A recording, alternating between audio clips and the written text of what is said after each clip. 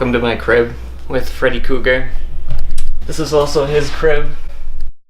I would like to talk about why I became vegan in the first place. 4 years ago, when I began this journey to only eat plant-based products, I had always thought that it must be so difficult to abstain from animal products because they're in everything, they're everywhere.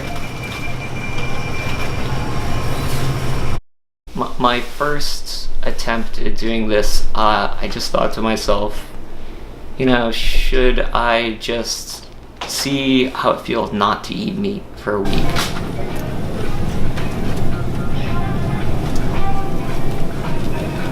To my surprise, that was really easy. A few weeks went by, I still hadn't had any meat.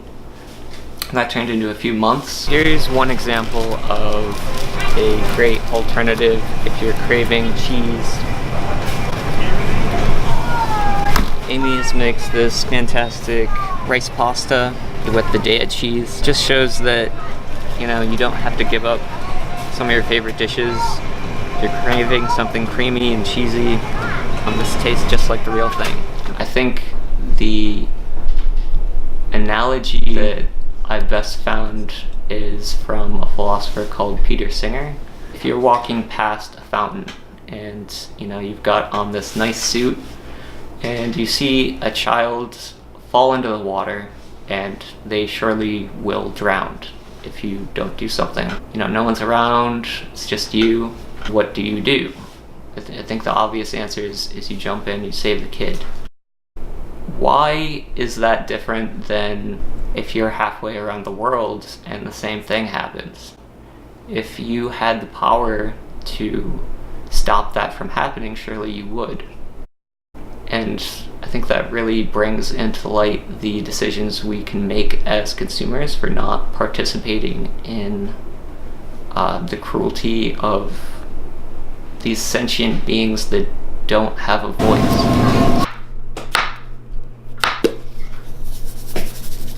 I like the meat. I do eat a lot of vegetables, but I do think meat is an essential part of one's diet.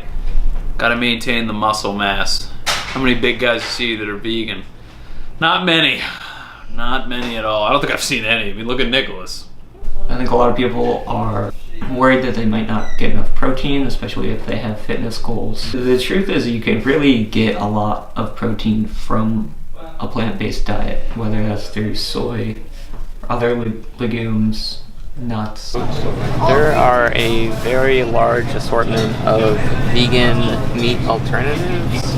They are processed, but it is a very easy way to get in a lot of protein. These are 13 grams per patty. You throw them in the microwave, they're done in a minute. So if you're in a rush, you don't have a lot of time to cook, or you want to toss it in some pasta, so you're craving some kind of meat type texture, this is a great option.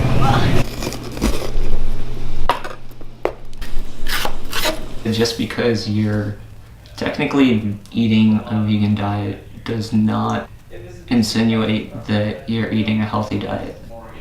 Oreos, energy drinks, a lot of stuff that is basically junk food is vegan. They don't have animal products in it. Oh, I actually have to form it. All we're missing is some meat. You know, I had meatball pizza the other day. Good. I did it. I can't believe there's vegan pepperoni. What did they make it with? Soy. This parable of a hummingbird and a forest fire. Basically, the hummingbird takes droplets of water and flies back and forth trying to put out the fire, and all the other animals make fun of them for doing that. I'm saying, you know, what difference does it make? You're not going to do anything. But, you know, if all the animals had worked together, then there could be a difference. You see something that you feel is right, you know, should you just do it despite what other people are doing? He does live a privileged life.